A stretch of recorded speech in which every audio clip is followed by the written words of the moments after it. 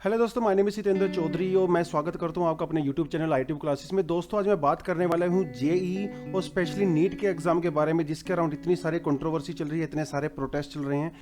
तो आज का टॉपिक मेरा यही होने वाला है। इसमें मैं बात करने वाला हूं कि नीट का एग्जाम कंडक्ट क्यों नहीं होना चाहिए, उसके कुछ रीजंस है जो मैं आपके सामने लेके आऊंगा। कुछ रीजंस मैं आपको ऐसे भी बताऊंगा कि नीट का एग्जाम क्यों होना चाहिए। तो आज मैं बात करने वाला हूं सभी इश्यूज के अराउंड, तो आप वीडियो के एंड तक बने रहिए मेरे साथ। लेकिन उससे पहले मैं आपसे रिक्वेस्ट करना चाहूंगा कि प्लीज इस चैनल को सब्सक्राइब करें और बेल आइकन पे क्लिक भी करें। सुप्रीम कोर्ट में इसको पोस्टपोन कराने के लिए पेटिशन डाली हुई थी, लेकिन सुप्रीम कोर्ट ने उस पेटिशन को रिजेक्ट कर दिया है। तो फाइनली ये एग्जाम कंडक्ट होने वाला है। तो जेई के एग्जाम की जो डेट है वो है सितंबर 1 से सितंबर 6 तक, और नीट का एग्जाम होने वाला है सितंबर 13 को।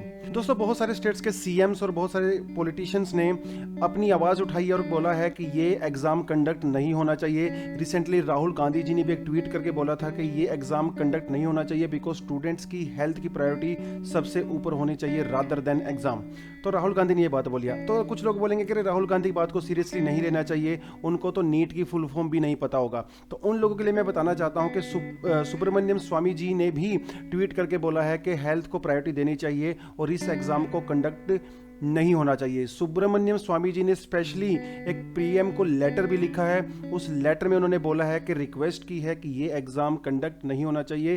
देश में जिस तरह की सिचुएशन चल रही है बिकॉज ऑफ दिस वायरस, ये एग्जाम कंडक्ट कराना बहुत ज़्यादा रिस्की होगा। उन्होंने तो यहाँ तक भी कहा अगर इस समय एग्जाम कंडक्ट कराए जाएंगे तो हो सकता है स्टूडेंट सुसाइड रेट हमारी कंट्री में बढ़ जाए।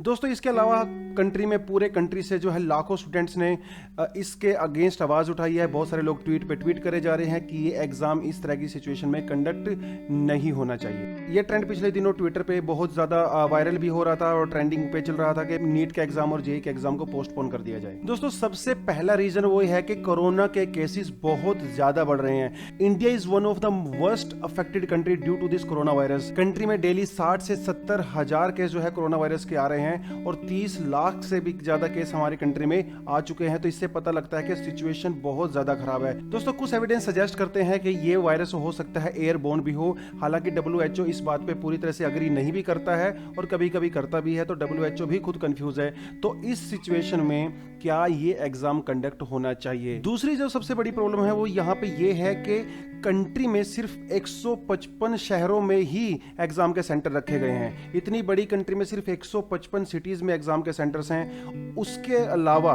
ट्रांसपोर्ट की सुविधा कितनी खराब है हमारे यहाँ पे, ये आप सभी को पता है। बहुत सारे पेरेंट्स ऐसे हो सकते हैं जो प्राइवेट कैब या प्राइवेट टैक्सी को अफोर्ड नहीं कर पाएंगे। पब्लिक ट्रांसपोर्ट बिल्कुल भी सेफ नहीं है। सेफ होना तो दूर की बात है, पब्लिक ट्रांसपोर्ट अवेलेबल भी नहीं है। तो इस तरह की कंडीशन में एग्जाम सेंटर तक पहुंच पाना ही अपने आप में एक बड़ी चुनौती हो जाएगी। वहां जाके फ्री माइंड से एग्जाम में बैठ के एग्जाम में परफॉर्मेंस देना विदाउट एनी मेंटल प्रेशर, ये तो दूर की बात है। सोनू सूद कितने लोगों की हेल्प कर सकते हैं, तो सब लोग तो सोनू सूद की हेल्प नहीं ले सकते। उसके अलावा कुछ स्टेट जैसे बिहार, आसाम वगैरह में बहुत ज़्यादा फ्लडिंग आई हुई है। वहाँ के मेजर सिटीज़ में आई हुई है। वहाँ के जो है रूरल एरियाज में बहुत सारा फ्लड हुआ है। तो वहां के बच्चे सेंटर्स तक कैसे पहुंचेंगे, ये अपने आप में ही एक क्वेश्चन है।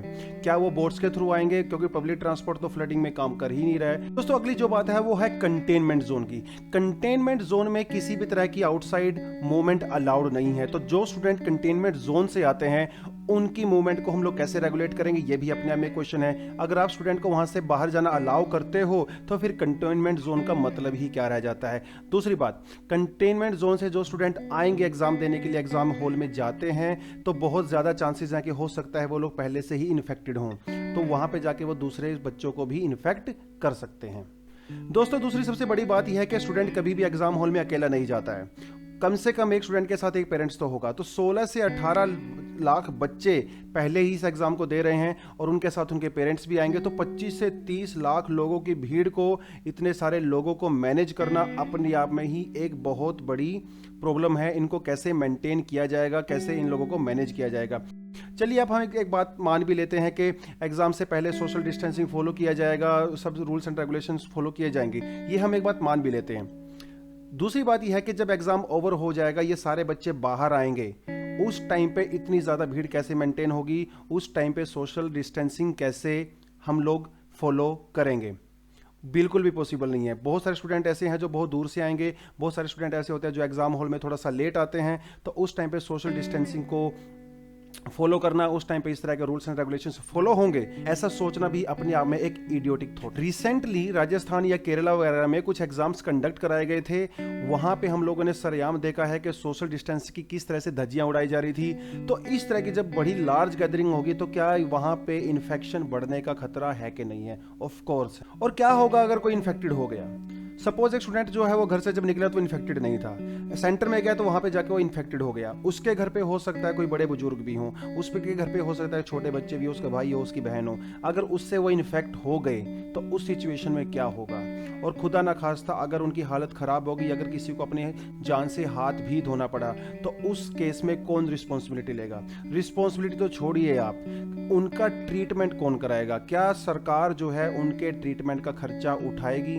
क्या सरकार मोरल रिस्पॉन्सिबिलिटी लेती है कि एक बच्चा वहां जाके इन्फेक्टेड नहीं होगा? क्या वो इस बात की गारंटी ले सकते हैं? रिसेंटली एग्जांपल्स हमारे सामने हैं, राजस्थान में एग्जांपल ले सकते हैं, केरला का एग्जांपल ले सकते हैं। जैसे कि आप स्क्रीन पे देख भी सकते हो, बहुत सारे स्टूडेंट्स जो है वो जब एग्जाम दे के बाहर निकले उसके बाद में उनको सिम्टम्स नजर आए और वो इन्फेक्टेड पाए गए। इसके अलावा कुछ ऐसे बच्चे भी होंगे, कुछ ऐसे लोग भी होंगे जो एसिम्प्टोमेटिक होंगे, जिनको कोई भी सिम्टम्स नहीं होगा। तो क्या वो दूसरे को इन्फेक्ट नहीं कर सकते हैं? ऑफ कोर्स कर सकते हैं।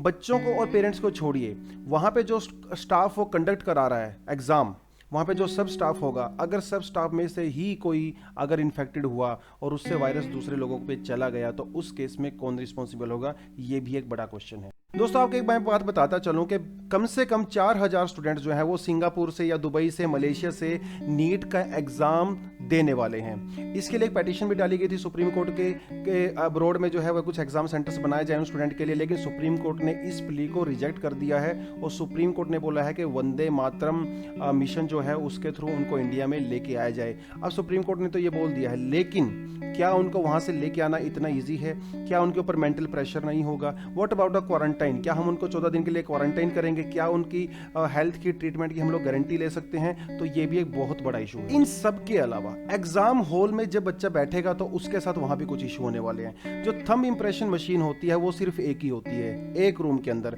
मे बी पूरे एग्जाम हॉल में वो एक हो, ऐसा भी पॉसिबिलिटी है। तो जब सभी का इंप्रेशन उसके ऊपर होगा तो हो सकता है इससे भी वायरस जो है एक से दूसरे के अंदर जो है ट्रांसमिट हो जाए। जब फेशियल रिकॉग्निशन के लिए जो सीट होती है वो भी एक ही होगी, तो उसके ऊपर बच्चे को बार बार बैठना पड़ेगा।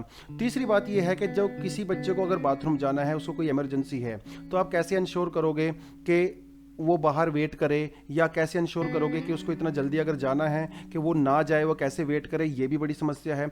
जनरली हम लोगों ने देखा है कि एग्जाम हॉल में एक कॉरिडोर में एक ही बाथरूम होता है, तो किसी इमरजेंसी के टाइम पे अगर बच्चे को वहाँ पे वेट करना पड़ा तो वो साइकोलॉजिकली वो कितना डिप्रेशन हो सकता है उसके अंदर, उसके अलावा उसका कितना टाइम वेस्ट होगा, वो टाइम वेस्ट होगा तो उसकी भरपाई कैसी होगी? अपने एग्जाम में वो प्रॉपर परफॉर्मेंस नहीं दे पाएगा। तो इस तरह के दोस्तों बहुत सारे इश्यूज हैं। तो इश्यूज इतने सारे हैं, तो क्या इसका कोई सोल्यूशन भी है?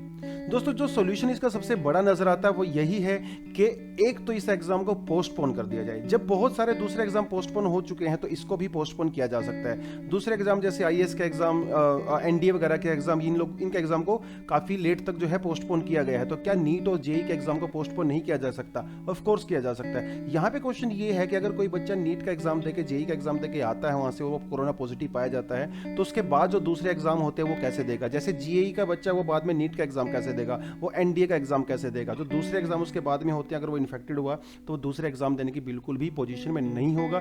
तो इस समय जो सोल्यूशन सबसे बढ़िया नजर आता है वो यही है कि फिलहाल के लिए इसको पोस्टपोन कर दिया जाए। दूसरी बात, अगर पोस्टपोन नहीं होता तो क्या किया जाएगा?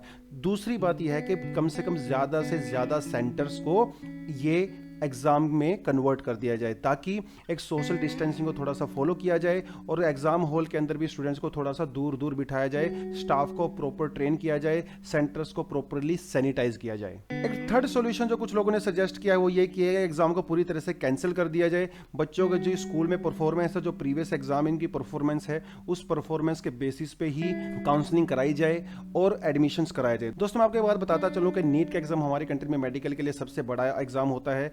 BDS के लिए, MBBS के लिए, आयुष वगैरह के लिए इस एग्ज़ाम के थ्रू एडमिशन्स होते हैं।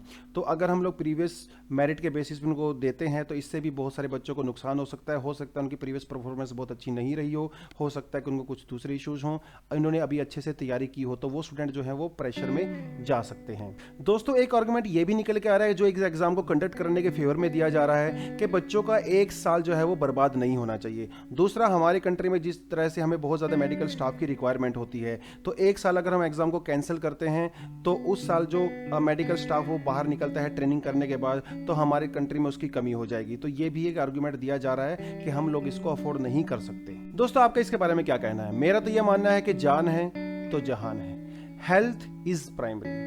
सरकार भी बार बार ये बोलती है कि स्टूडेंट्स की हेल्थ है जो हमारे लिए बहुत ज़्यादा इंपॉर्टेंट है रादर देन अदर थिंग्स, इसलिए बहुत सारे बोर्ड के एग्जाम्स भी कैंसिल कर दिए गए हैं। सरकार ने यही आर्गुमेंट दिया है कि स्टूडेंट्स की हेल्थ हमारे लिए प्राइमरी है। आई होप सरकार ने जैसा पहले बोला है वो इस केस में भी इसको फॉलो करेगी।